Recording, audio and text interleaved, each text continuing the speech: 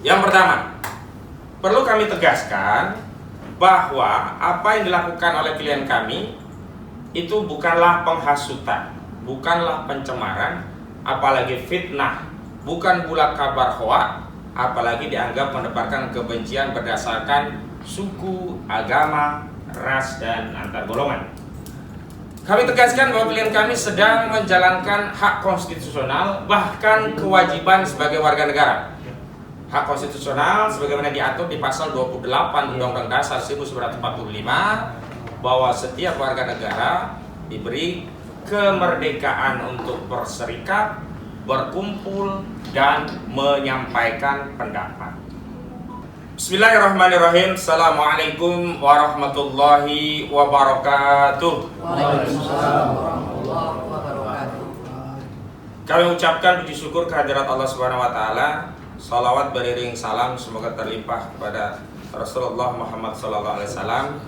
Dan hari ini kami dari tim kuasa hukum dari 4 orang yang hari ini statusnya terlapor di beberapa institusi kepolisian. Yang pertama Bapak Roy Suryo, yang kedua Bapak Rismon Sianipar Hasiholan atau Rismon Hasiholan Sianipar, yang ketiga Bapak Rizal Fadilah, dan yang terakhir Dr. Tifa atau Tifauzia Tiasuma. Dan keempat orang yang berstatus terlapor ini sudah memberikan kuasa kepada kami sebagaimana sudah kami deklarasikan pada tanggal 30 April 2025 yang lalu. Dan saat deklarasi setidaknya ada 500-an berbagai elemen masyarakat, baik tokoh, ulama, aktivis, juga purnawirawan TNI hadir membersamai Pak Roy Suryo dan kawan-kawan. Dan hari ini memang kami sengaja hadir untuk konferensi pers pertama kami secara terbuka kepada publik dalam rangka untuk menjelaskan berbagai hal yang berkaitan dengan penanganan klien kami, yakni Pak Roy Suryo dan kawan-kawan. Baik, untuk diketahui bahwa Pak Roy Suryo, Dr. Rismon, dan yang lainnya ini sudah memberikan kuasa kepada kami pada beberapa waktu yang lalu ya. Jadi sebentar, saya ambil surat kuasanya. Jadi beliau-beliau ini sudah memberikan surat kuasa kepada kami, dan kami membentuk tim yang kami namakan dengan tim advokasi anti ijazah bodong, bersihkan legasi sejarah bangsa Indonesia, atau kami singkat TAAIB-BLSBI. Dan tim lawyer yang telah ditunjuk untuk menjadi kuasa hukum Pak Roy Suryo dan kawan-kawan itu ada beberapa. Yang pertama saya sendiri, Ahmad Kozinuddin, dan yang kedua rekan sejawat saya, Ibu Kurnia Triroyani di sebelah kiri saya. Kemudian ada Bang Juju Purwantoro, ini beliau berhalangan, nanti mungkin menyusul. Ada di sebelah kanan ini Bang Medi Juniarto. Dan ada juga Bang Azam Khan, ada Bu Untung Susiasi SHMH, Dr. Herman Kadir SHMHum, Dr. Ahmad Yani SHMH, Muhammad Samsir Jalil SHMH, Yasin Hasan SH, Dedi Suardadi SHSI, Dr. Sugeng Martoro SHMH, Dr. Muhammad Irayadi SHMH, Ismar Safrudin SHMH, ada Dr. Andas Abdullah Al-Khatiri SH, beliau ada di sebelah kanan ujung pada kongres hari ini. Kemudian ada Hairul Anwar Silalahi SH, mohon berdiri ya ini. Kemudian ada Fitran Sahdeli SH yang belum hadir, ada Kartika Perdanasari SH, Aspardi Piliang SH, Konanang Fahrur SHMH, Ahmad Sarifuddin, monggo silakan berdiri. Nah ini baik. Kemudian ada Soraya SHMH, Soraya mohon berdiri ya. Jadi adalah tim, dan memang di luar tim ini masih ada tim-tim yang lain yang insya Allah nanti juga bisa bergabung. Yang perlu kami tegaskan bahwa dalam tim ini sesuai dengan ketentuan pasal 16 Undang-Undang Nomor 18 Tahun 2003 tentang advokat, bahwa advokat itu tidak bisa dituntut baik secara pidana maupun perdata saat menangani perkara klien dengan itikat baik membela baik di dalam maupun di luar persidangan. Karena itu kami tegaskan, karena kami statusnya satu, advokat sesuai dengan undang-undang advokat, kami punya imunitas hukum. Kedua, bahkan kami mendapat kuasa untuk menjalankan tugas tanggung jawab sebagai profesi advokat. Maka seluruh tim yang terlibat, silakan Bu Kartika langsung. Nah, ini saya perkenalkan, tadi saya sebutkan namanya Bu Kartika, ini juga bagian dari tim. Silakan menyesuaikan. Ada lagi?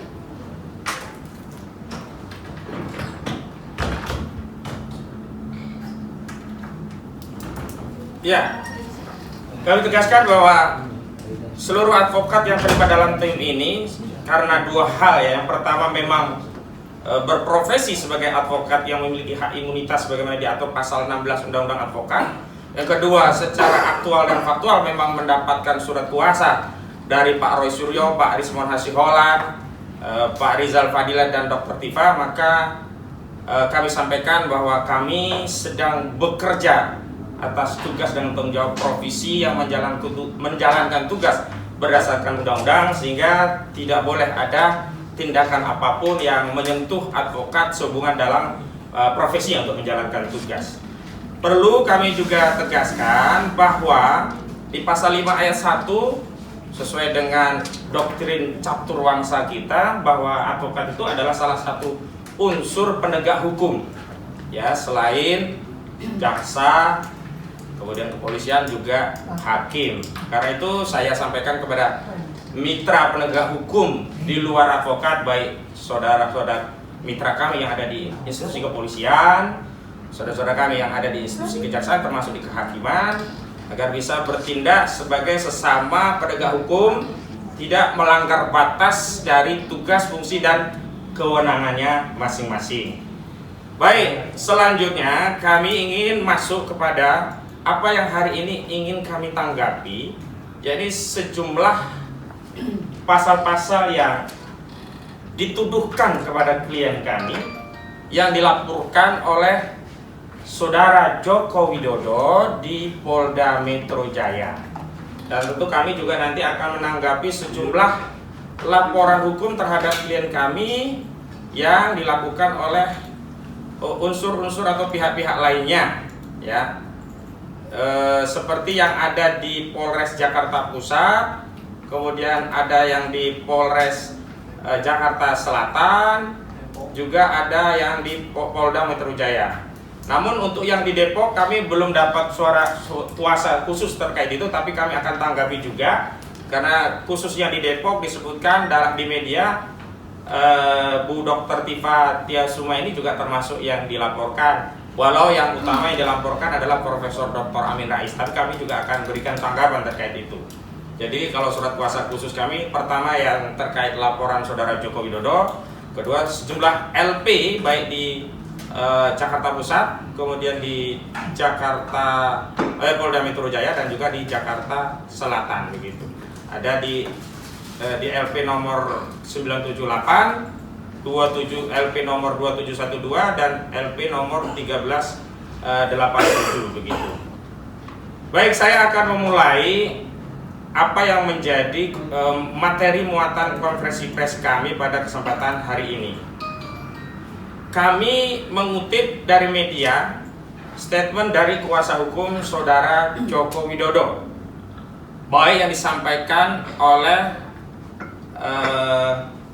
Rifai Kusuma Negara, juga yang disampaikan oleh Yakut Hasibuan begitu. Dari media yang kami kutip bahwa klien kami dilaporkan kepada Polda Metro Jaya, itu ada beberapa pasal. Yang pertama pasal 310 KUHP, yang kedua 311 KUHP, kemudian dicontohkan pasal 35, 32 dan 27A Undang-Undang ITE atau Undang-Undang Nomor 1 Tahun 2024 yang merupakan perubahan kedua terhadap Undang-Undang Nomor 19 Tahun 2016 yang merupakan perubahan pertama dari Undang-Undang Nomor 11 Tahun 2008 tentang informasi dan transaksi elektronik. Namun sebelum itu kami akan mengomentari yang pertama apa yang dilaporkan oleh sejumlah elemen, khususnya yang menamakan dirinya sebagai Pemuda Patriot Nusantara yang membuat LP di Polres Jakarta Selatan yang mendalilkan klien kami dituduh melakukan penghasutan sebagaimana dimaksud di pasal 160 KUHP. Nah, perlu kami tegaskan bahwa pasal ini tidak lagi menjadi delik formil, tapi sudah menjadi delik material. Artinya pasal ini hanya bisa disidik manakala sudah ada akibat dari apa yang dimaksud sebagai penghasutan sesuai dengan putusan MK nomor 7/PUU/Romawi 7/2009. Rumusan deliknya sudah ditegaskan ini menjadi delik material, artinya apa yang diakibatkan oleh penghasutan harus muncul. Karena itu kami ingin sampaikan bantahan sebagai berikut.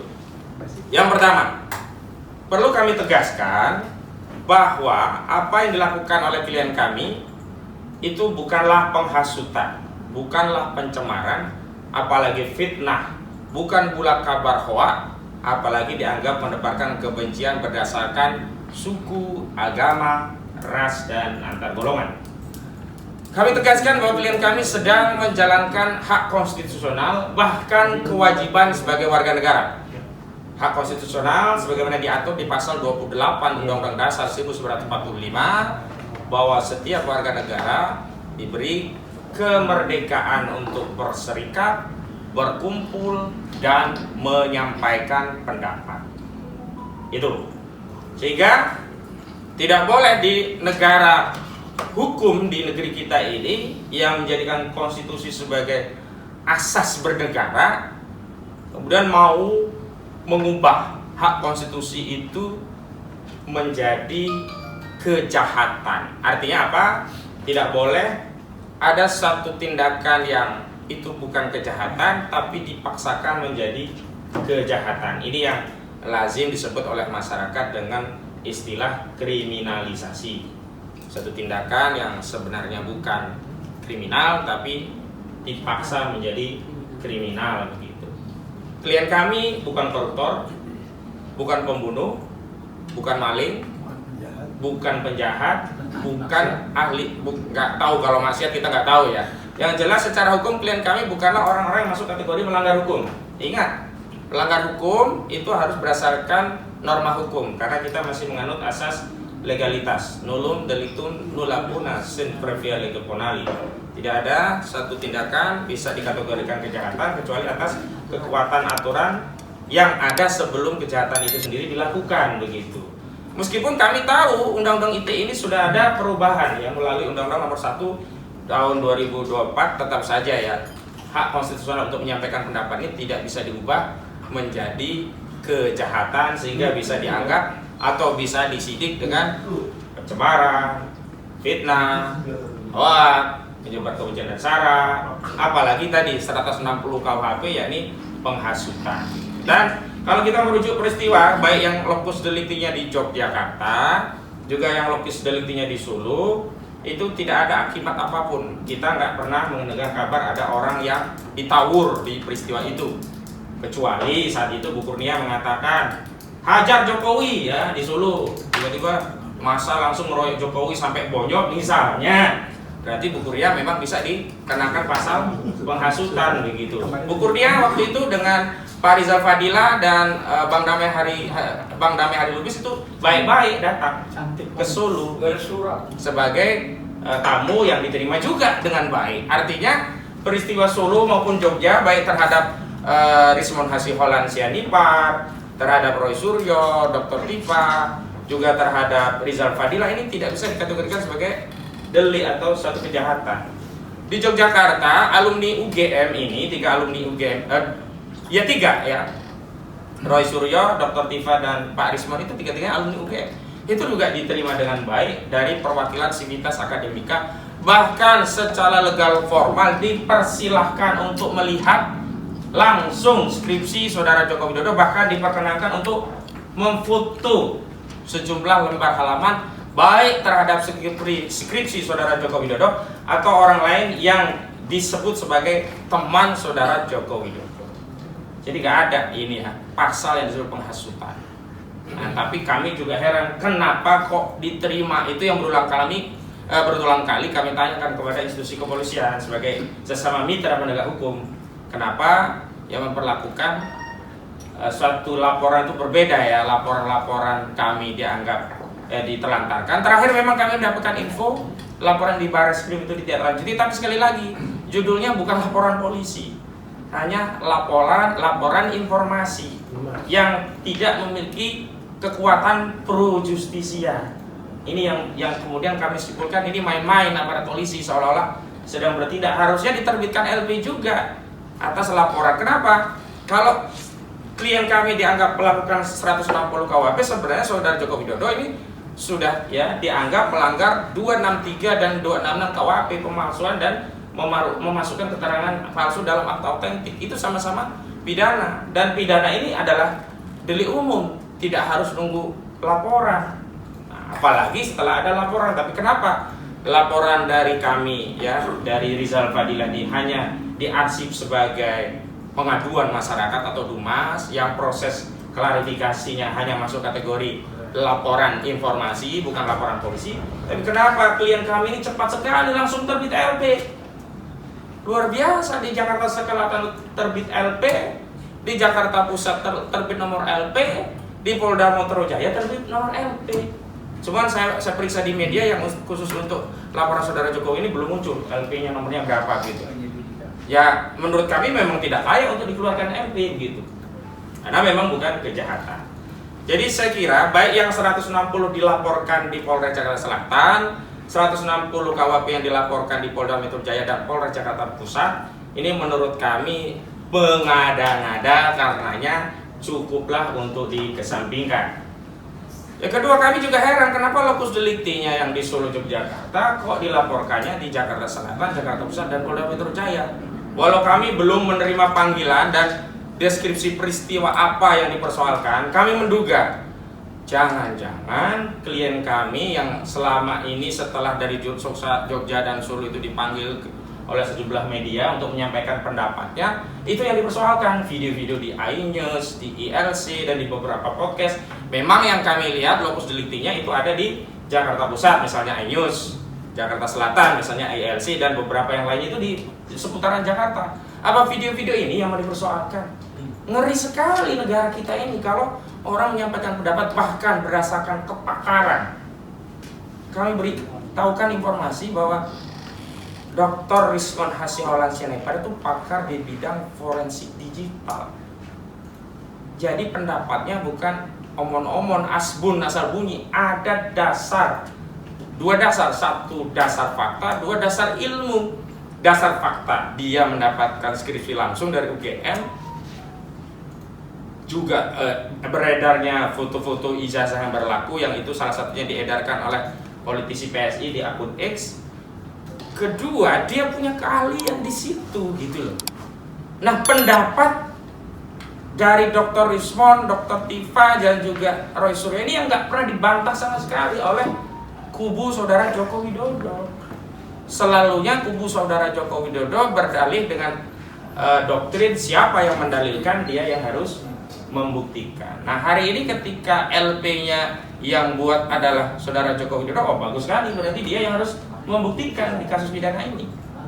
Dan tadi saya dapat titipan salam dari klien kami. Klien kami gembira, bersyukur, bahagia. Ada laporan langsung dari saudara Joko Widodo.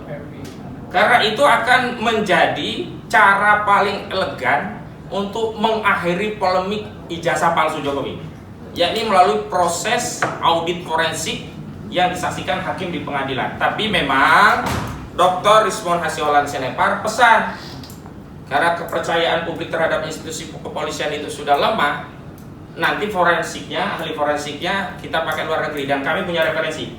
Ya, kalau hasilnya lapornya dari Barreskrim, mohon maaf, kasus KM50, kasus kopi sianida itu saja, termasuk kasus Firna ya, itu saja membuat kita tidak percaya dengan hasil forensik dari Barreskrim. Jadi yang kita pakai nanti jangan hanya Barreskrim, biarkan mereka Barreskrim punya kewenangan, tapi kita harus juga pakai pembanding yang lebih otoritatif yang bisa menjelaskan pada publik apakah benar itu ijazah saudara Jokowi asli, baik dari sisi jenis kertasnya, spesimen font hurufnya, spesimen tanda tangannya, tintanya, nanti ada tes karbon. Tidak hanya itu, ijazah itu kan produk akhir, tapi kan ada proses.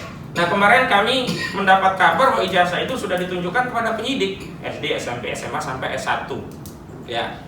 Tapi sekali lagi, kebutuhan keyakinan masyarakat itu bukan dikasih tahu pada penyidik. Sebenarnya kalau sejak awal Pak Jokowi itu menunjukkan ijazah itu kepada masyarakat, selesai perkara ini. Tidak perlu bulat-bulat muter-muter gitu loh. Pakai banyak pihak yang lapor, setelah pihak yang lapor nggak dianggap nggak membuat gentar ini ya, tokoh-tokoh kita ini ya, lalu buat laporan sendiri ke Polda Metro Jaya, kan nggak menyelesaikan. Tapi karena hari ini sudah masuk proses hukum, jadi tidak cukup publik menganggap ijazah itu asli karena sudah ditunjukkan kepada polisi, sebagaimana sebelumnya publik tidak percaya kalau ijazah itu asli hanya dengan dalih ya, kuasa hukumnya sudah melihat sendiri, hanya dengan dalih diperlihatkan kepada 11 awak media. Nggak bisa begitu. Kalau hari ini sudah harus taruh di pengadilan, harus dibuktikan di pengadilan. Dan karena ini tidak hanya ijazah itu adalah ijazah itu produk akhirnya, ada proses di bawahnya, maka kami akan ulangi pertanyaan-pertanyaan yang dulu pernah kami sampaikan pada pendampingan Saudara Bambang Trimulyono dan Gus Dur di Pengadilan Negeri Pengadilan Negeri Surakarta. Jadi kita persoalkan nanti, benar nggak dia masuk SD? Benar nggak punya guru SD? Benar nggak punya teman SD? SMP juga begitu, benar nggak? Termasuk SMA. Yang dulu dipersoalkan sebenarnya SMA itu belum SMA 4 Surakarta, tapi masih SMPP atau Sekolah Menengah Persiapan Pembangunan. Bagus menurut kami juga dari tim hukum, bagus. Nanti kita akan buktikan semua di persidangan, dan ini akan menjadi sejarah bagi bangsa Indonesia. Makanya kami ingin membersihkan legasi sejarah bangsa Indonesia dari sejarah pernah punya presiden dengan ijazah palsu, begitu ya. Baik, sekarang saya masuk ke 310 KUHP. Jadi 160 kita kesampingkan karena tidak relevan dengan kasus ini. 310 KUHP itu kan terkait pencemaran. Oke lah, kalaupun dia anggap ini pencemaran karena dicemarkan atau tidak itu kan sangat subjektif ya. Ada orang hitam kulitnya, dibilang lu hitam, dia tercemar. Ya memang bisa jadi perkara, makanya kita tidak boleh sembarangan menilai fisik orang ya. Karena pasal pencemaran itu sifatnya subjektif. Ya silakan saja kalau pasal pencemaran, karena bagi kami pasal ini pasal remeh-temeh. Karena ancaman pidananya hanya 9 bulan. Dan itu tidak bisa digunakan untuk melakukan penahanan. Kita siap bertaruh tapi fair. Jangan klien kami dipersoalkan tapi ditahan. Karena klien kami yang punya keahlian di bidang forensik digital, tidak boleh ditahan. Fair, ayo kita adu. Kalau Pak Jokowi merasa dicemarkan, nggak apa-apa, silakan lapor. Karena itu hak. Baik fitnah atau tidak, namanya dicemarkan, dia punya hak. Baik sebenarnya ijazahnya bodong pun dia merasa tercemar, nggak ada masalah. Dia lapor, nanti akan kita buktikan di pengadilan apakah ijazah itu benar-benar bodong atau sejatinya sudah sejak dulu bodong. Kan paling itu pilihannya, benar-benar palsu atau sebenarnya baru diketahui palsu begitu. Benar tidak? Nah, jadi ini nggak ada masalah buat kami. Nggak bisa ditahan, walaupun kami tegaskan ini bukan pencemaran. Ini pendapat ada dasarnya. Di mana pencemarannya? Ini pendapat ada dasar hukumnya, ada dasar keahliannya. Kok dianggap pencemaran? Kalau seluruh pendapat dianggap pencemaran, fitnah dan seterusnya, hapus saja pasal 28 Undang-Undang Dasar 1945. Udah 311, ini fitnah. Ini 4 tahun, nggak ada masalah juga. Di bawah 5 tahun, nggak bisa tunahan. Walaupun kami juga mempertanyakan di mana fitnahnya. Kalau memang Saudara Jokowi sudah menunjukkan ijazahnya kepada publik asli, Roy Suryo, Rismon, Dr. Tifa masih ngotot itu ijazah palsu, baru dianggap fitnah. Lah selama ini Saudara Joko Widodo tidak pernah menunjukkan ijazah aslinya. Sementara hasil kajian forensik digital, telematika, dan analisis seluruh rakyat, ya kan? Itu tidak ada yang kemudian punya kesimpulan ijazah itu benar. Mayoritas menyatakan ini memang barang bermasalah. Lagi pula, kalau ini dianggap fitnah pencemaran, ini aparat penegak hukum juga tebang pilih tebang. Baik di kasus pasal 160-nya tadi, juga di kasus ini Pak Jokowi juga pilih tebang pilih. Kenapa? Karena Pak Jokowi hanya melaporkan klien kami. Mohon maaf Pak Jokowi, hari ini yang menyatakan ijazah Pak Jokowi itu palsu hampir seluruh rakyat Indonesia, jutaan rakyat Indonesia. Kalau nggak percaya, buka aja TikTok sebentar aja, lihat siapa yang ngomong ijazah itu dipersoalkan, dianggap palsu. Buka aja YouTube, buka aja Facebook, buka aja Instagram. Wah, jutaan orang yang menyatakan ijazah saudara Joko Widodo palsu. Tapi kenapa hanya 4 orang yang dilaporkan Pak Jokowi? Oh, itu kan yang memicu. Enggak bisa, hukum itu bukan hanya melakukan perbuatan, yang turut serta pun harus ikut diseret. Karena ada pasal 55 ayat 1 ke 1 KUHP. Biasanya polisi senang banget tuh pakai pasal 55 ayat 1 ke 1 KUHP. Enggak ada urusan pun ditarik-tarik. Oh, ini turut serta perbuatan. Tapi dalam perkara ijazah palsu ini kenapa dipilih hanya 4 orang? Kenapa nggak seluruh rakyat yang hari ini menyatakan ijazah saudara Joko Widodo palsu itu juga dibikin LP gitu? Bikin aja LP seluruh polisi di seluruh Indonesia, kan bagus. Perkarakan saja seluruh rakyat Indonesia, kan bagus. Padahal ada cara lain yang elegan, tunjukin aja ijazah aslinya. Selesai, kenapa harus begini gitu loh. Jadi saya kira polisi dan saudara Jokowi ketika membuat laporan hanya kepada 4 orang, berarti dia menganggap hukum di negara kita itu tidak ada asas equality before the law. Seolah-olah ada perlakuan berbeda kepada 4 warga negara, yakni Rismon Hasyolan, Roy Suryo, Dr. Tifa dan Rizal Fadila, sementara yang memberikan privilege, ya, perbedaan fasilitas kepada yang lainnya yang sama-sama mengatakan ijazah saudara Jokowi palsu. Karena itu saya minta kepada seluruh rakyat yang punya pandangan yang sama, mari kita katakan kita bersama Roy Suryo, kita bersama Rismon Hasyolan, kita bersama Dr. Tifa, kita bersama Rizal Fadila. Karena apa yang disampaikan ya 4 klien kami ini adalah apa yang ada dalam benak dan suasana kebatinan mayoritas rakyat Indonesia kecuali pendukung Pak Jokowi. Selanjutnya, kalau kemudian ini dikaitkan dengan Undang-Undang ITE pasal 27A, ini juga sama, ini terkait pencemaran, menyerang kehormatan di ranah ITE. Tapi kami juga nggak takut, kenapa? Karena ini maksimal cuma 2 tahun, nggak bisa untuk nahan. Jadi pasal 27A Undang-Undang ITE, Undang-Undang Nomor 1 2024 yang merupakan perubahan Undang-Undang kedua ya 19 2016 untuk Undang-Undang Nomor 11 2024. Ini kami nggak ada khawatir. Tapi lagi-lagi kenapa yang dijerat Undang-Undang ITE yang menyerang kehormatan Pak Jokowi hanya 4 orang? Jutaan rakyat Indonesia yang lainnya kenapa dibiarkan? Ini mau menegakkan hukum atau cuma mau ngancam-ngancam warga negara? Mau menegakkan hukum mau atau mau mempolitisasi, mengancam dengan sarana hukum, seolah-olah ya dengan laporan kepada 4 ini, orang 4 ini bisa diam, bungkam, dan kemudian seluruh rakyat ikut diam dan bungkam. Mohon maaf saya tegaskan, Rismon Hasyolan Sianipar menegaskan dengan tegas tidak takut penjara, bahkan kalaupun harus mati karena membela kebenaran, membela ilmu. Dan mohon maaf saya kutip apa yang disampaikan oleh klien kami Pak Rismon ya Hasyolan Sianipar, saudara Jokowi bisa menipu pendukungnya tapi tidak bisa menipu teknologi. Karena itu kami mau nanti proses pembuktian yang menjadi basic itu adalah pembuktian secara teknologi. Jangan testimoni. Kalau testimoni keterangan saksi udah banyak tuh yang bohong-bohong. Seperti di kasus PN Surakarta, saksi-saksi yang dihadirkan untuk menjerat Gus Nur dan Bambang Tri ketahuan banyak bohong. Bahkan ada kepala SD Tirto Yoso, itu dia sudah non-muslim tapi masih mengaku muslim, bohong. Kemudian ada juga yang menyatakan Jokowi itu pinter ya, ranking 1 terus. Ternyata enggak ranking 1 terus, bahkan mungkin bisa jadi enggak ranking 1. Ini kan bohong-bohong. Makanya basis daripada pembuktian kasus ijazah palsu ini adalah teknologi, bukan testimoni. Nah, yang kami khawatirkan adalah ini, penyidik ngikuti kemauan saudara Jokowi selaku pelapor. Kenapa? Penyidik memaksakan menyelundupkan pasal 32 Undang-Undang ITE yang tidak ada kaitannya dengan kasus ijazah palsu, semata-mata hanya dengan motif agar bisa menahan klien kami. Kenapa? Karena ancamannya 8 tahun. Ini nggak ada kaitannya dengan ijazah palsu nih. Saya bacakan ya.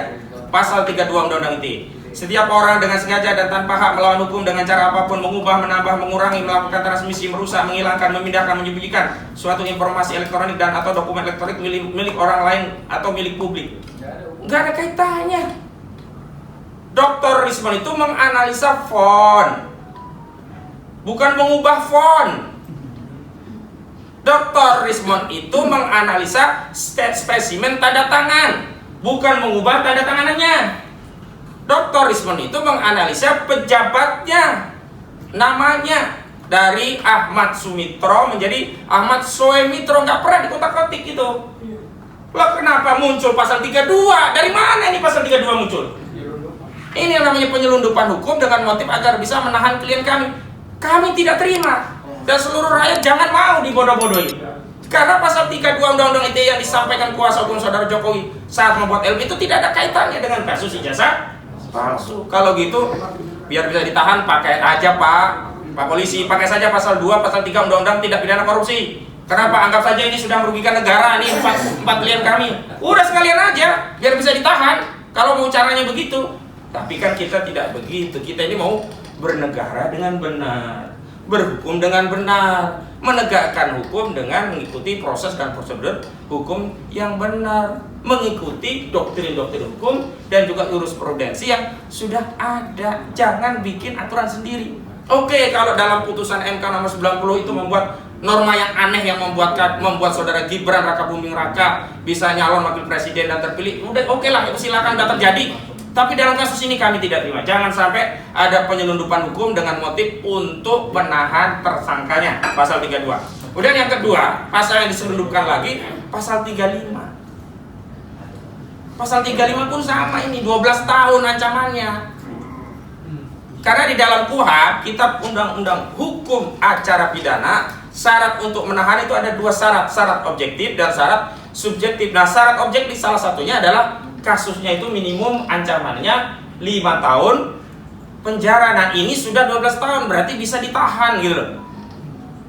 Coba pasal 35 ini. Dalam pasal 35 ini bahwa setiap orang yang melakukan penciptaan informasi elektronik atau dokumen elektronik agar dianggap seolah-olah data itu dianggap otentik, diancam pidana menjadi 12 tahun. Anggap saja ini memanipulasi data informasi elektronik. Gak ada yang memanipulasi, mengubah bentuk, mentransmisikan dan sebagainya, nggak ada. Yang ada menganalisa font hurufnya kok Times New Roman, spesimen tanda tangan Pak Ahmad Sumitro kok beda dengan yang dimiliki anaknya di ijazahnya.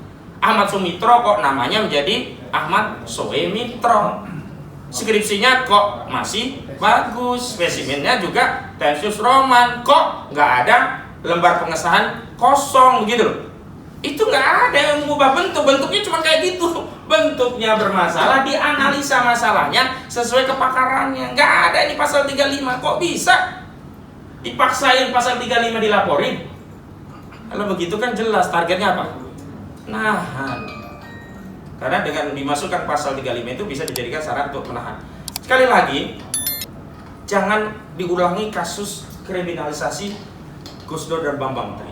Ingat dulu Gus Dur dan Bambang Tri, ya kan? Itu juga sama membuat mubahalah tentang ijazah palsu Jokowi.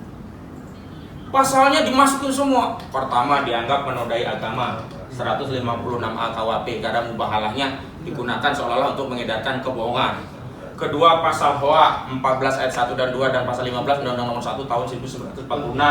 Seolah-olah ijazah palsu itu adalah kabar bohong, padahal ijazah aslinya nggak pernah datang ke pengadilan sampai putusan.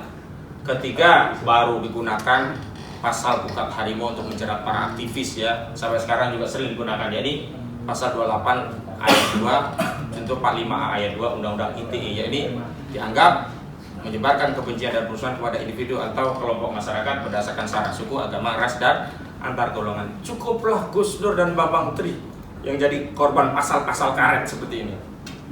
Dan hari ini, mohon maaf, yang di Depok itu nggak ngerti hukum yang bikin laporan Depok. Nggak ada lagi pasal kabar bohong. Pasal 14 ayat 1 dan 2, pasal 15 Undang-Undang Nomor 1 1946 tentang peraturan pidana sudah dibatalkan oleh Mahkamah Konstitusi. pemohonnya saat itu adalah Haris Azhar dan Fathia Maulidiyanti. Jadi nggak punya kekuatan hukum lagi ini. Kemudian pasal 28 ya ayat 2 Undang-Undang ITE terkait dengan menyebar kebencian dan permusuhan berdasarkan suku, agama, ras, dan antar golongan. Saudara Jokowi itu bukan agama. Walaupun mungkin pendukungnya sudah menganggap agama, mungkin Tuhan atau mungkin Nabi, terserah ya. Tapi yang jelas nomenklatur Jokowi itu bukan agama, bukan suku juga, bukan ras, bukan antar golongan. Dia nggak bisa. Kemudian dianggap ini syarat dari mana? Dan itu ada unsur-unsur lain yang melingkupi. Menyebarkan kebencian dan permusuhan, nggak ada kebenciannya. Tanyalah klien kami Rismon, ya, Roy Suryo, Dr. Tifa, Rizal Fadil, nggak ada kebencian, nggak ada permusuhan. Mau menegakkan benang basah, memang susah nih benang basah. Ingin menegakkan kembali sejarah dengan benar, dengan mempertanyakan apakah benar kita rakyat Indonesia pernah dipimpin oleh presiden yang ijazahnya palsu. Mereka justru sedang berusaha membersihkan sejarah yang mau kita wariskan kepada generasi selanjutnya. Saya kira itu penegasan dari saya selaku koordinator. Selanjutnya ada tim yang lain. Yang pertama kami persilahkan rekan kami Bu Kurnia Triroyani untuk menyampaikan pandangannya. Kami persilahkan Bu. Bismillahirrahmanirrahim. Assalamualaikum warahmatullahi wabarakatuh. Tentu saja mutlak dan absolut, pertama-tama dan di atas segala-galanya berterima kasih kepada Allah Subhanahu wa taala atas segala rahmatnya, ya, apapun juga peristiwa yang menjadi hikmah bagi kehidupan ini. Termasuk di antaranya pada pagi hari ini kita bersama-sama dalam sebuah konferensi pers untuk keempat daripada klien kami, yaitu Dr. Roy Suryo MKes, kemudian Dr. Ing Risman Hasih Holansianipar ST MTMN, dan Dr. Tifauzia Tiasuma MSc, serta Rizal Fadilah SH. Saudara-saudara sebangsa dan setanah air, sudah dijelaskan secara gamblang oleh rekan kami Advokat Ahmad Qasiduddin SH bahwa sebenarnya pelaporan-pelaporan tersebut diantaranya di Jakarta Selatan, Jakarta Pusat, dan Polda Metro Jaya itu tidak lepas kaitannya dengan peristiwa kunjungan kami, ya, bersama klien tersebut ke UGM yang diterima baik di UGM, serta juga ke Solo yang merupakan alamat daripada rumah Bapak Joko Widodo, Kutai Utara nomor 1. Dan semuanya terjadi dalam kondisi baik, ya. Bapak Ibu sekalian, kami ingin menyampaikan bahwa sesungguhnya menyatakan pendapat di muka umum secara lisan maupun tulisan, berserikat dan berkumpul itu adalah merupakan hak konstitusional. Sehingga akan sangat aneh dan jahat apabila hal tersebut dikriminalisasi.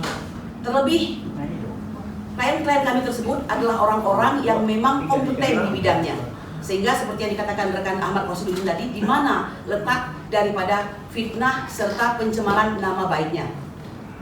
Kami ingin mengatakan bahwa sudah waktunya, ya, sudah waktunya polisi berbenah diri untuk tidak serampangan menerima segala bentuk pelaporan-pelaporan yang sesungguhnya pelapor tersebut tidak lebih daripada orang-orang yang disewa untuk melaksanakan sesuatu yang disebut dengan nabok nyilih tangan. Meskipun akhirnya keluar juga Bapak Joko Widodo untuk menyampaikan laporan sendiri. Dan sekali lagi, kami secara keseluruhan tim advokasi anti ijazah bodong, selamatkan legacy sejarah bangsa Indonesia ini, menganggap ini sebagai sebuah blessing, ya. Inilah setelah perjuangan sedemikian lama, ya, tentu saja bersama TPUA dari tahun 2022 merupakan rangkaian peristiwa penegakan keadilan dan kebenaran secara terus-menerus tanpa kenal lelah, yang akhirnya sampailah kita di tahun 2025 ini dalam kondisi seperti yang kita lihat pada saat ini. Saya ingin mengatakan, jangan pernah coba-coba untuk berusaha untuk menyelundupkan hukum hanya demi, ya, mengikuti hasrat, syahwat, serta kekuasaan yang dimiliki oleh mantan presiden 2 periode, yaitu Joko Widodo. Mengapa kami katakan demikian? Karena ini akan semakin membuat masyarakat hilang kepercayaan kepada lembaga kepolisian. Kami mengatakan, mari kita berjuang secara jujur, karena kita ini sama-sama criminal justice system, ya, yang sama-sama merupakan para penegak hukum. sudah waktunya berjalan dengan kejujuran, kebenaran, dan keadilan sesuai dengan tujuan hukum yang hendak dicapai, yaitu keadilan, kepastian hukum, dan kemanfaatan. Justru kami mengatakan peristiwa tentang perkara yang diadukan seperti pencemaran nama baik dan fitnah ini bukan suatu hal yang prioritas, karena TPUA sudah melakukan pelaporan ke Bareskrim sejak Desember 2024 dan sudah melakukan kelengkapan bukti-bukti ya, hampir mencapai 14 bukti yang ini sama sekali boleh dikatakan kalau tidak karena desakan ya dari tim advokasi ini, pelan-pelan baru mulai akan diselidiki. Jadi ini jangan basa-basi begitu.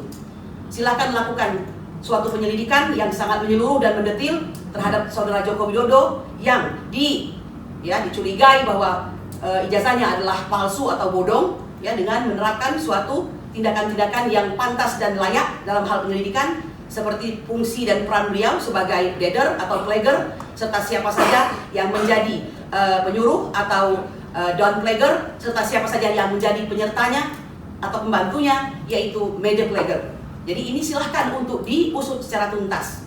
Saya kira sudah waktunya berbenah diri dan meletakkan hukum adalah sebagai panglima. Lebih daripada itu, tugas kami sebagai advokat tidak lebih dan tidak kurang sebagai penegak hukum, kami dilindungi oleh Undang-Undang Advokat Nomor 18 Tahun 2003, tepatnya pada pasal 16, di mana setiap advokat itu dalam melaksanakan tugasnya dengan itikat baik tidak bisa dipidana dan diperdatakan ya dalam maupun di luar daripada pengadilan. Dan ini diperkuat lagi dengan pasal 5 ayat 1 bahwa profesi sebagai pengacara adalah profesi yang mandiri dan bebas terlepas dari intervensi siapapun. Nah, oleh karena itu kami ingin mengatakan kali ini harus berbeda ya, harus berbeda. Tidak ada lagi orang yang senantiasa dengan kekuasaannya menjadikan negara ini sebagai mahstat dan bukan restat. Ya, sudahilah. Maaf ya kepada saudara Joko Widodo, pada saat menjadi presiden Anda menyusahkan rakyat, dan setelah Anda menjadi rakyat Anda menyusahkan presiden dan rakyat. Saya kira demikian yang bisa saya sampaikan. Kami ingin agar bangsa ini tercerahkan ya, jangan lupa pencemaran nama baik serta fitnah adalah pasal-pasal yang digunakan untuk memberikan suatu pembungkaman kepada para penegak keadilan ya, dan ini tidak lebih daripada chilling effect atau penyebaran rasa takut, dan itu adalah bagian dari kejahatan ya. Kalau di pers itu mungkin masuk dalam kategori sebagaimana tindak pidana yang diatur pasal 18 ayat 1 Undang-Undang Pers nomor 70 tahun 1999. Jadi demikian yang saya sampaikan. Marilah kita bangsa ini kapok untuk senantiasa merusak hukum. Dari tim advokasi anti ijazah bodong, selamatkan legasi sejarah bangsa Indonesia, kami ingin memulai Indonesia yang bersih. Subhana rabbika rabbil izzati amma yasifun wa salamun alal mursalin walhamdulillahi rabbil alamin.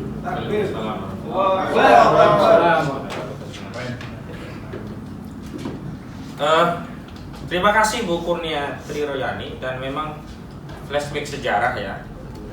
Napak tilas TPUA menggugat itu sudah lama.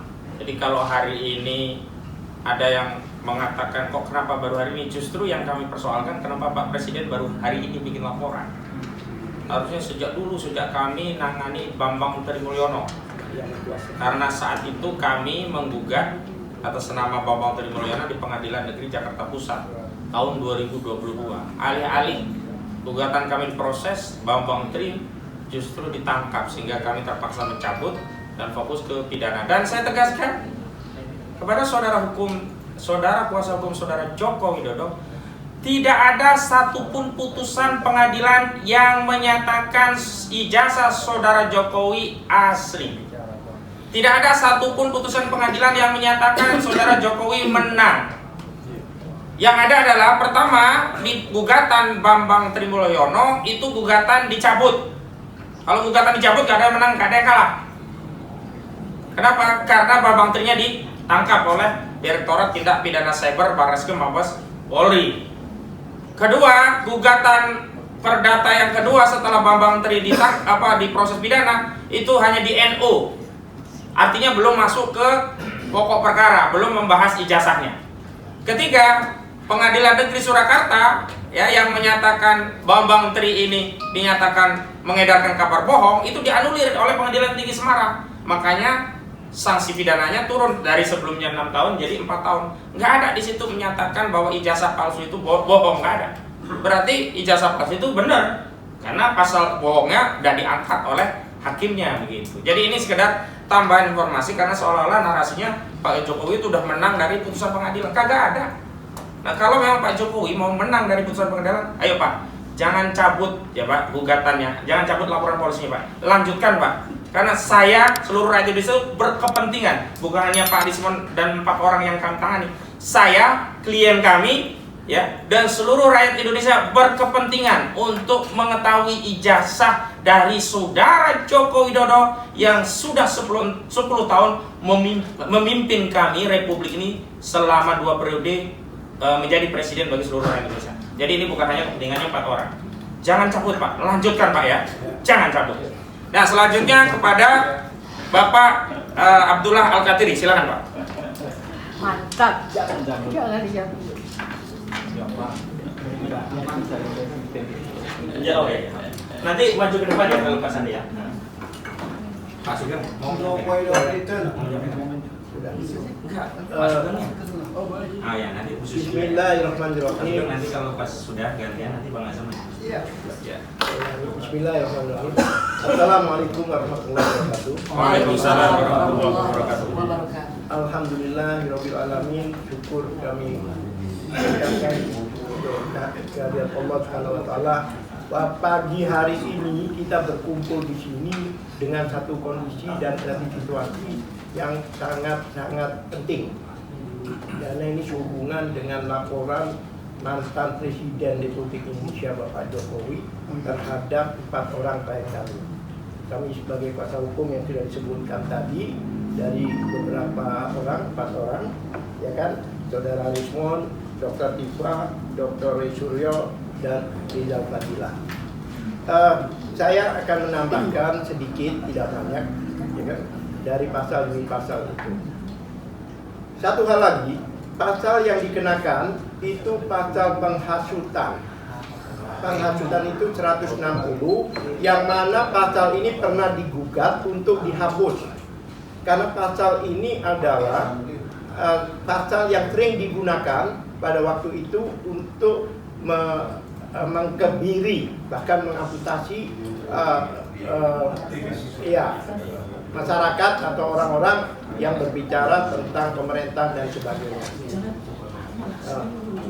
Awalnya gugatan itu adalah untuk menghapus undang-undang itu. Tapi Mahkamah Konstitusi dengan putusannya MK nomor 7 tahun 2009 kemarin memutuskan, tapi bukan menghapuskan, tapi dirubah dari delik formil ke delik material. Dari delik formil ke delik material, yang dimanakan putusannya disebut putusan dengan conditionally constitution, yaitu dengan kondisi tertentu, tidak dihapus tapi dirubah dari formil dan material. Berbicara tentang 160 KUH pidana, itu harus ada 3 pihak, tidak bisa 2 pihak. Pertama, adanya penghasut. Kedua, adanya terhasut. Yang ketiga, harus ada dampak dari hasutan tersebut. Apakah dengan dampak hasutan tersebut, apakah dengan hasutan itu ada keributan? Apakah dengan hasutan itu ada kericuhan? Apakah dengan hasutan itu ada tindak pidana yang lain? Faktanya tidak ada. Teman-teman kemarin ke UGM dan ke Sulu itu mewakili rakyat Indonesia.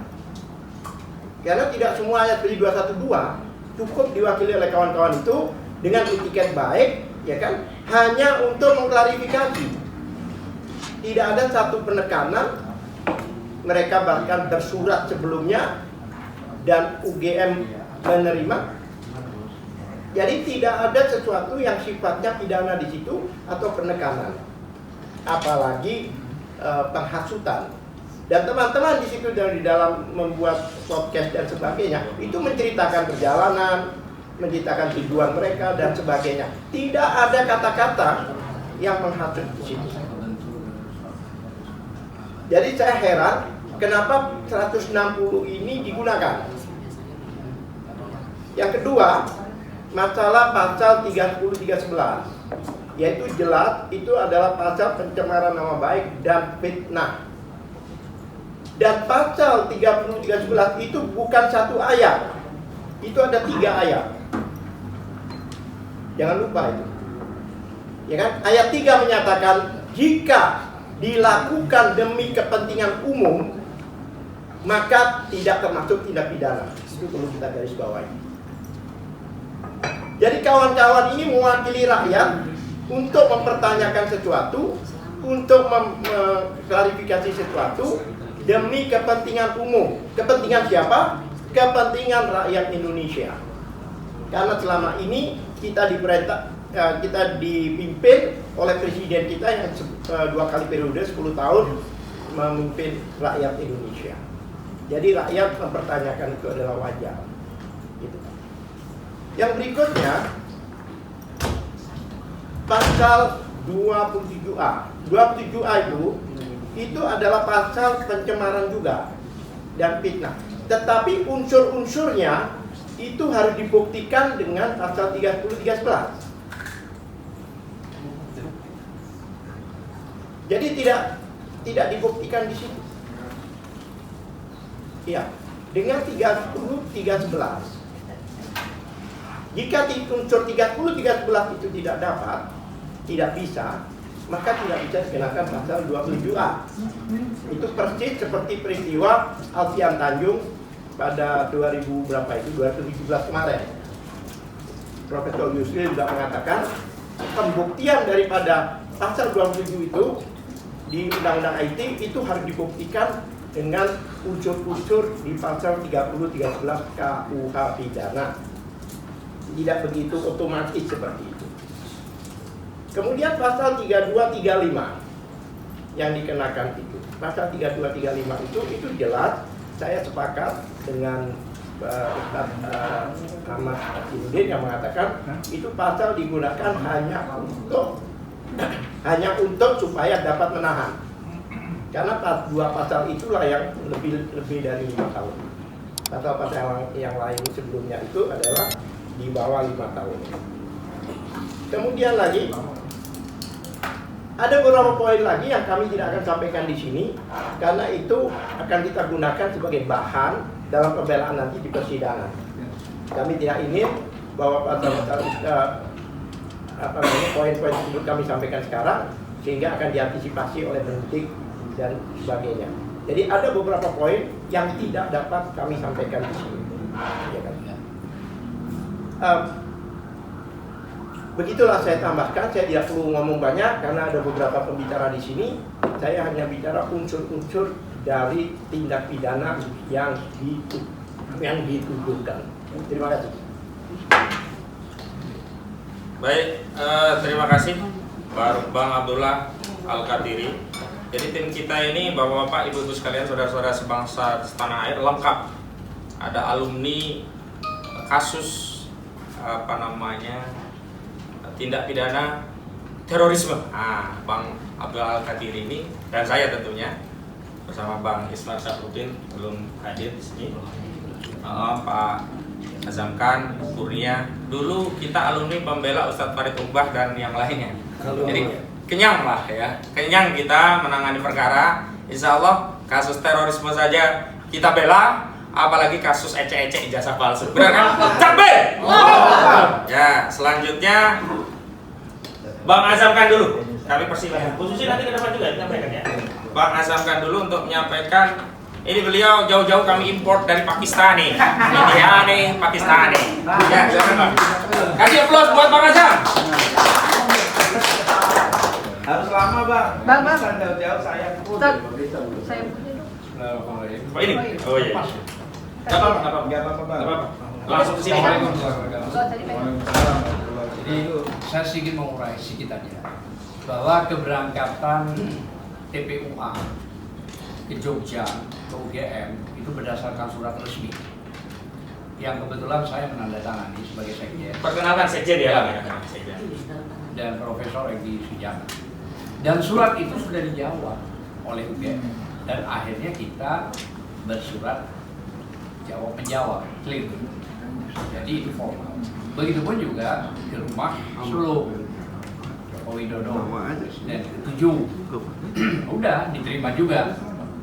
Jadi kalau tadi diurai oleh pihak koordinator Ahmad Husinuddin, dia mengatakan pasal 160 udah lewat, nggak ada. Jadi nggak perlu kita bahas lagi 160. Ini yang paling penting dan tidak disinggung sama sekali tadi dalam pembicaraan ini. Ini poin yang paling penting, bahwa Kepres nomor 30 tahun 2025 SBY dan Jokowi diangkat menjadi Dewan Pengawas Dana Tentara. Itu clear. Maknanya apa? Maknanya dia sebagai pejabat negara. Pejabat publik, pemerintah berarti ya. Pemerintah.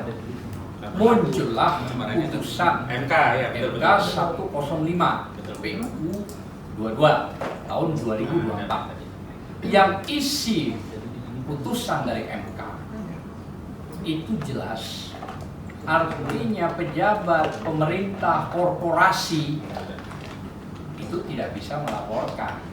Artinya dikritik boleh gitu loh. Dikritik boleh. Nah, masa mau melawan si putusan MK itu 105 PUU 22 tahun 2004. Poin itu mengunci semua sudah. Jadi kita nggak perlu lagi panjang lebar bicara pasal 32 yang menjadi momok ITE, pasal 35 yang itu juga kacau balau. Nggak perlu, sudah nggak ada. Bicara pasal 310, 311 sudah gugur dengan sendirinya. Dan laporan di semua Polres itu juga sudah gugur. Karena MK juga memutus yang bisa memperkarakan adalah person, orang yang menjadi korban dirugikan, bukan mencari tangan untuk melaporkan. Itu sudah clear, nggak perlu lagi dibahas. Artinya nggak ada lagi, sudah putusan MK itu tertinggi. Gitu ya. Jadi itu sudah tidak lagi bisa dibahas, apalagi ditambah. Nah ini ditambah pasal Undang-Undang 18 2003 pasal 16, hak imunitas sebagai advokat. Bukan cuma di undang-undang itu yang menyebutkan, bahkan putusan MK mengatakan tidak bisa dipidanakan dan diperdanakan baik di dalam maupun di luar.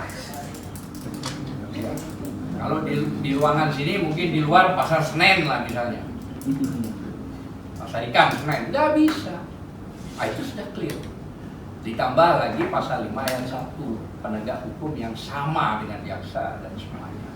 Jadi sekali lagi, poin kuncinya kita nggak perlu berdebat soal pasal 105 PU 22 tahun 2024 bahwa tidak bisa dibantah atas Kepres nomor 30 tahun 2025 yang dibuat oleh Presiden Prabowo, bahwa Dewan Pengawas Dana Tentara adalah 2 orang, SBY dengan Joko Widodo. Maka dia sebagai pejabat pemerintah boleh dikritik. Nah, itu putusan MK. Jadi kita nggak perlu lagi berkembang sudah. Sehingga laporan itu polisi harus tahu, ya gugur. Assalamualaikum. Waalaikumsalam.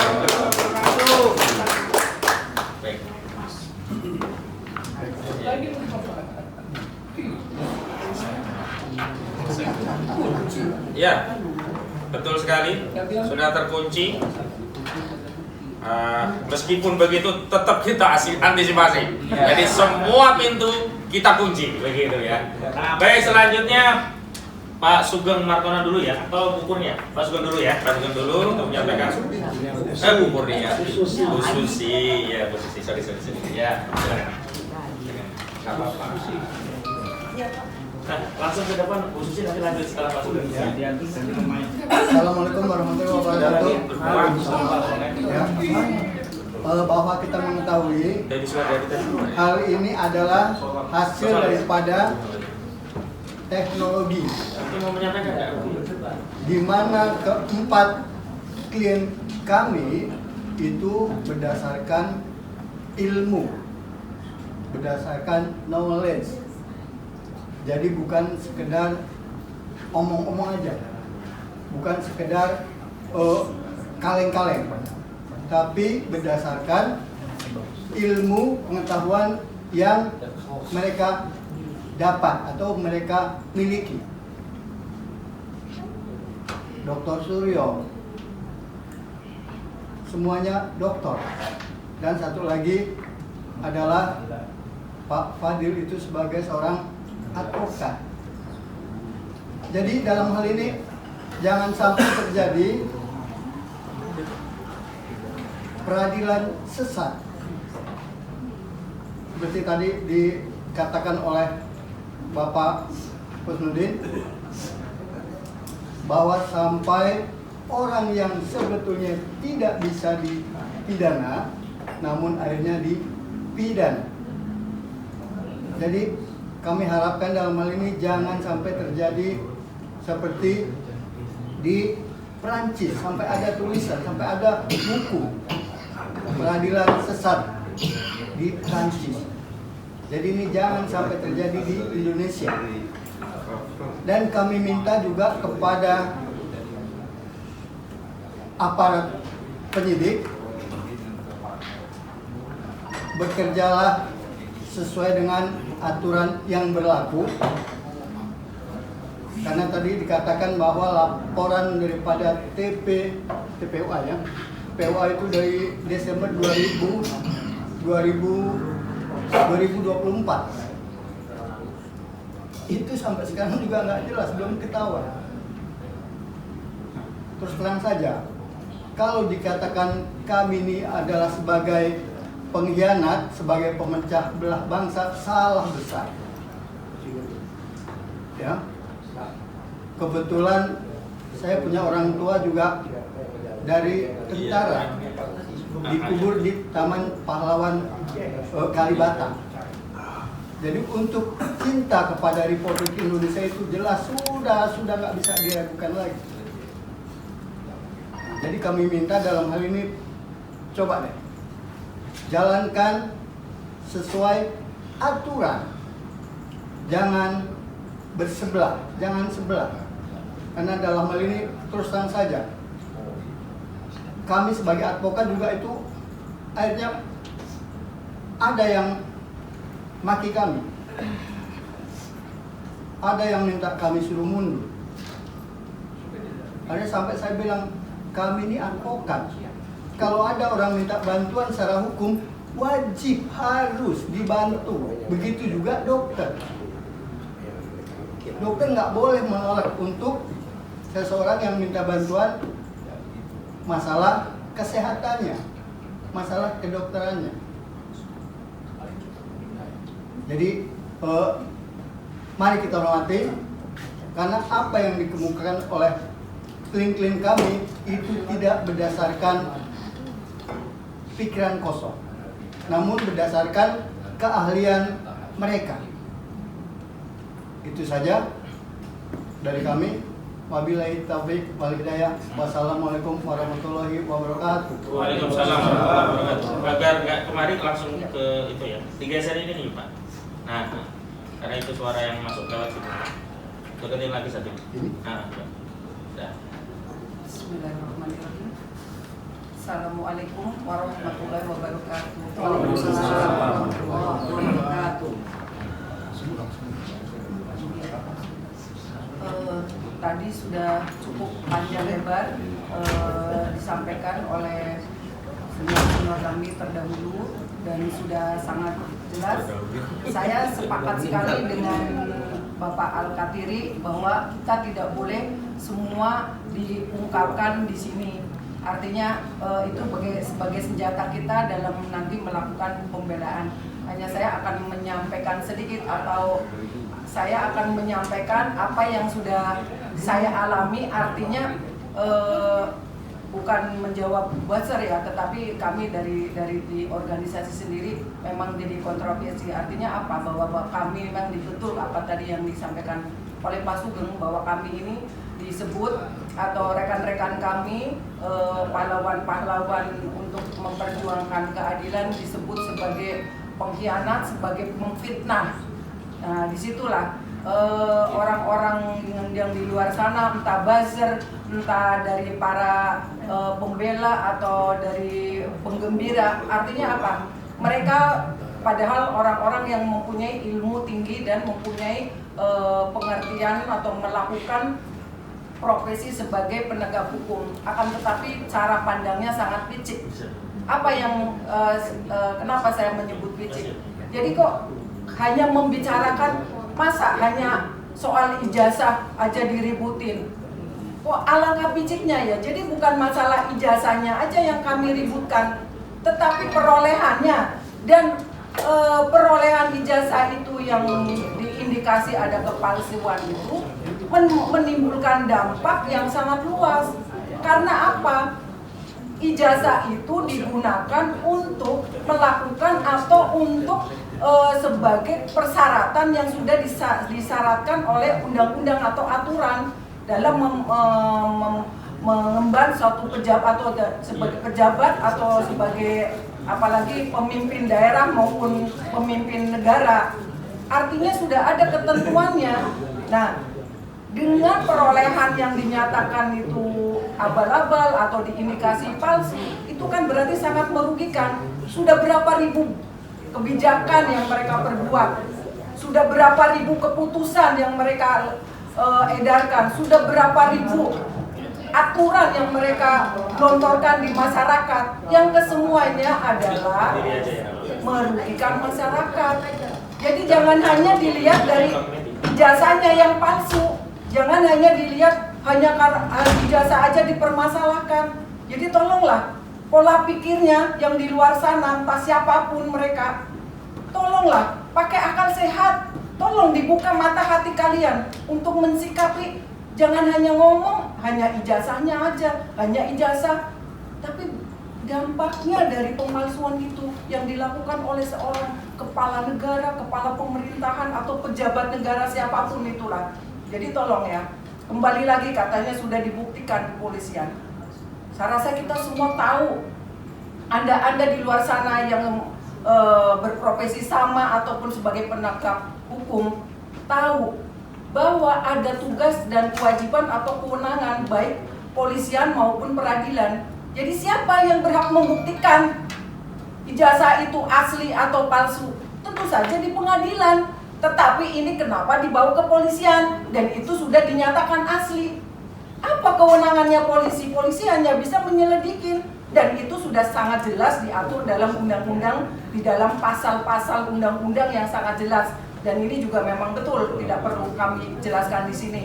Intinya, polisi itu tidak berhak menentukan bahwa itu asli atau tidak. Yang berhak memberikan keterangan, menentukan itu di pengadilan, dibuktikan di pengadilan dengan ahli dan lain sebagainya. Jadi bukan kepolisian. Jadi kalau polisi sudah menyatakan bahwa itu asli, itu hanyalah pernyataan politis, di mana di situ polisi berperan bukan sebagai penegak hukum, akan tetapi sebagai penyambung lidah yang memohon atau yang berkepentingan.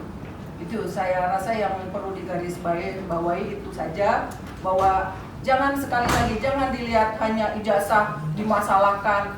Tolonglah berpikir dengan akal sehat. Kembali lagi tolong pakailah akal sehat Anda untuk menyikapi soal ijazah palsu. Jadi kembalikan lagi pikiran Anda dan pemahaman Anda tentang hukum, pemahaman Anda tentang dampak daripada perbuatan yang sudah sangat merugikan masyarakat Indonesia. Apalagi dimulai dengan berpuasa memimpin suatu daerah hingga menjadi di kabupaten kota, sehingga menjadi gubernur dan pada akhirnya menjadi presiden. Dan ini sangat memalukan di negara tercinta ini, bahwa di Indonesia ternyata banyak sekali hal-hal demikian terjadi, di mana digunakan untuk menjadi persyaratan yang sudah ditentukan oleh undang-undang, sudah diatur menjadi persyaratan suatu seseorang untuk menjadi kepala pemerintahan atau sebagai pejabat negara. Saya rasa itu yang ingin kami sampaikan. Semoga rekan-rekan kita di luar sana berpikiran jernih kembali. Jadi jangan hanya berpegang kepada siapa yang di atas kita, siapa yang diikutin kita. Jadi kalau kita di sini tidak ada yang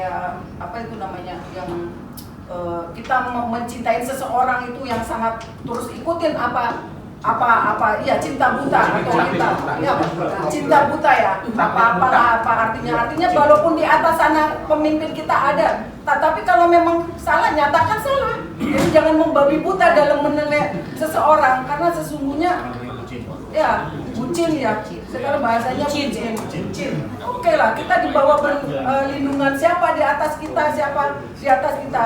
Ketika seseorang itu memang bersalah, ya sudah kita katakan salah, jangan kita terus ikutin alur mereka salah, kita dinyatakan benar. Kita yang orang-orang yang ingin mencoba menegakkan keadilan dinyatakan sebagai pengkhianat, dinyatakan sebagai penghasut, sebagai pemfitnah. Padahal sesungguhnya yang menjadi pemfitnah, yang menjadi merusak negara ini, buzzer rupiah. Buzzer rupiah yang sudah dibayar dengan memecah belah bangsa, dengan mengkotak-kotakan bangsa. Dia hanya demi rupiah, dia akan melakukan apa yang diperintahkan oleh ajengannya atau pemimpinnya atau si pembayar. Dan akhirnya dia menentukan atau menjadi panutan bagi yang lain bahwa mereka yang mereka katakan itu benar. Sesungguhnya mereka hanya demi rupiah, hanya mereka bermasuk atau bertujuan memecah belah bangsa ini. Saya rasa dari saya cukup sekian. Billahi taufiq wal hidayah. Wassalamualaikum warahmatullahi wabarakatuh. Terima kasih Bu Susiasi. Jadi kami selalu beruntung bersama Bu Susiasi karena nama beliau Untung Susiasi. Nah, saya ingin tegaskan apa yang disampaikan Bu Susiasi. Mohon maaf ya, saya ingin tegaskan kepada seluruh rakyat Indonesia. Pertama, masalah ijazah palsu ini tidak terkait seorang Jokowi yang katakanlah dia itu tukang bakso, tukang somai, tukang cendol, tukang somai. Bukan berarti ini profesi terhina, enggak, ini profesi mulia. Tapi profesi ini tidak ada kaitannya dengan ketatanegaraan bangsa Indonesia. Saudara Jokowi ini pernah menjadi presiden 2 periode yang dalam ketentuan pasal 169 Undang-Undang Nomor 7 tahun 2017 tentang pemilu, saat mau mendaftar sebagai capres itu setidaknya harus berijazah SMA atau sederajat. Nah, ijazah inilah digunakan untuk syarat dan menjadi penguasa. Jadi dampaknya luas betul kata Bu Susi. Ini bukan pedagang somai yang gak ada kaitannya dengan 280 juta penduduk Indonesia. Jadi jangan mensimplifikasi persoalan gitu. Itu satu. Yang kedua, masalah saudara Joko Widodo itu sebenarnya bukan masalah 4 orang. Ini perhatian seluruh rakyat. Saya mau bacakan nih, ada satu Habib di Jawa Timur, di Tuban, namanya Habib Muhammad Bagil. Beliau WA ke saya nih, saya bacakan dari beliau. Ustadz Aka, jangan lupa katakan kalau memang ijazah Bapak Jokowi asli dalam kurung lulusan Universitas Gadjah Mada, maka kami sebagai warga negara RI siap dipenjara bersama 4 orang terlapor. Coba bayangkan. Berarti ini bukan hanya kasusnya 4 orang yang kami bela, ini kasus seluruh rakyat. Dampaknya luas, bukan sekedar ijazah palsu. Nanti bisa menimbulkan banyak dampak. Misalnya satu, tidak ada insentif pendidikan. Orang lalu berpikir ngapain kita capek-capek sekolah, toh ijazah palsu aja bisa jadi presiden. Banyak ini. Jadi jangan sederhana. Kenapa kami juga terima kuasa dari 4 orang ini, meskipun kami tegaskan pro bono, kami tidak mendapatkan fee dari pembelaan ini. Karena apa? Dampaknya luas demi bangsa dan negara. Kami menilai 4 orang ini sudah berjasa bagi seluruh rakyat, maka kami ingin nimbrung mendapatkan tambahan pahala dengan membela beliau-beliau ini gitu. Jadi jangan dianggap remeh cuma urusan ijazah palsu. Dari tujuan kita ya. Itu ya. Baik. Selanjutnya nanti ada 2 orang, Bang, mau nyobain? Pak Ustadz. Ada 2, ke depan Bang. Nah, hukumnya geser ya. Iya. Ada di nanti Bu Soraya, di ujungnya gongnya Pak Medi nanti ya. Ini anggota tim kita. Tadi sudah saya bacakan nama-namanya. Bang Dedi Suardadi, silakan Bang. Hidup Bapak itu. Assalamualaikum warahmatullahi wabarakatuh. Waalaikumsalam. Saya hanya memberikan sedikit saja apa yang disampaikan oleh saudara saya Bang Aka. Aka ya. Aka 47. Ini memang seperti apa namanya senapan AK-47 ya. Kalau udah ngomong cerut gitu. Insya Allah apa namanya apa yang disampaikan oleh Pak Ahmad Khozinuddin tadi, itulah sebenarnya yang kejadian yang kita hadapi sekarang ini. Dan buat kami sebagai anggota tim pengacara, buat kami ini tadi dikatakan oleh Bang Khozinuddin itu adalah pro bono. Dan buat kami ini adalah jihad kami. Insya Allah ini adalah ibadah kami. Allahu Akbar. Ya, dan mudah-mudahan dengan adanya laporan dari Pak Jokowi Dodo tadi, itu akan membuka yang namanya tabir kebohongan selama ini. Insya Allah kami akan berjuang sampai ibaratnya sampai dengan titik darah penghabisan. Allahu Akbar. Allahu Akbar. Allahu Akbar. Allahu Akbar. Dan cukup. Terima kasih. Assalamualaikum warahmatullahi wabarakatuh. Sebenarnya bukan titik darah penghabisan, sampai serak mungkin begitu. Darah saya sampai serak ngomong seperti. Baik, sekarang untuk Ibu Soraya dipegang aja Bu ya, berdiri biar kelihatan. Berdiri aja. Berdiri biar terlihat ya. Assalamualaikum warahmatullahi wabarakatuh. Kami dari tim advokasi hanya ingin membuat satu atau penambahan dari rekan saya, Susi, bahwa Saudara Jokowi juga harus membuktikan itu persoalan ijazah palsunya. Karena belum pernah dibuktikan di persidangan. Jadi jangan ujung-ujung bahasanya beliau memperlihatkan ijazah palsu, ijazah tersebut di kepolisian. Dan Anda hari ini sebagai warga negara juga bisa dikenakan keterangan palsu. Oh, ngeri itu. Oke? Jadi ingat Saudara Jokowi, Anda belum pernah membuktikan ijazah Anda di persidangan. Anda sudah ujuk-ujuk datang ke kepolisian, ke penyidik menyerahkan ijazah. Jadi Anda juga bisa dikenakan keterangan palsu. Wih, ngeri. 7 tahun itu. Ya, 7 tahun. Dan yang kedua, untuk kepolisian juga Anda jangan sembarangan juga. Anda juga bisa dilaporkan ke Propam. Betul. Ya. Jadi, saya hanya ingin menegaskan, jangan main-main, jangan bikin persoalan kegaduhan di negeri ini. Saya pikir cukup sekian. Terima kasih. Terima kasih, mantap sekali. Baik, saya ingin tegaskan satu hal. Tadi saya diingatkan Bang Medi, tapi Bang Medi juga nanti akan menyampaikan. Saya ingat betul kata-kata Pak Jokowi. Siapa yang mendalilkan, dia yang membuktikan. Nah, itu dia. Pak Jokowi hari ini mendalilkan bahwa klien kami melakukan pencemaran, fitnah soal ijazah palsu. Sekarang kewajiban Pak Jokowi untuk membuktikan bahwa ijazah Pak Jokowi asli, itu yang kami sebut masuk ke barang. Jadi kami bersyukur sekali. Maka saya titip pesan kepada Pak Jokowi, jangan cabut laporan polisi itu Pak ya. Lanjutkan ya. Terima kasih. Ya. Jokowi bukan presiden. Wasi Malakama. Assalamualaikum warahmatullahi wabarakatuh. Terakhir saya menegaskan semua sudah disampaikan oleh rekan-rekan sejawat kami. Jadi hanya saya menegaskan keberadaan kami di sini adalah untuk melindungi klien kami, yaitu Dr. Roy Suryo, Dr. Rismon, Dr. Tifa, dan sejawat kami Rizal Fadila, untuk melindungi hak-hak hukumnya tidak dilanggar. Jadi ada beberapa poin yang kami tidak sampaikan untuk pembelaan di rumah pengadilan. Jadi demikian untuk rekan-rekan yang pembela di sana, siap-siap saja untuk kita berargumentasi di persidangan di pengadilan. Demikianlah pesan saya ini mewakili teman-teman lainnya. Terima kasih. Wassalamualaikum warahmatullahi wabarakatuh. Hidup Bapak itu. Hidup Bapak itu.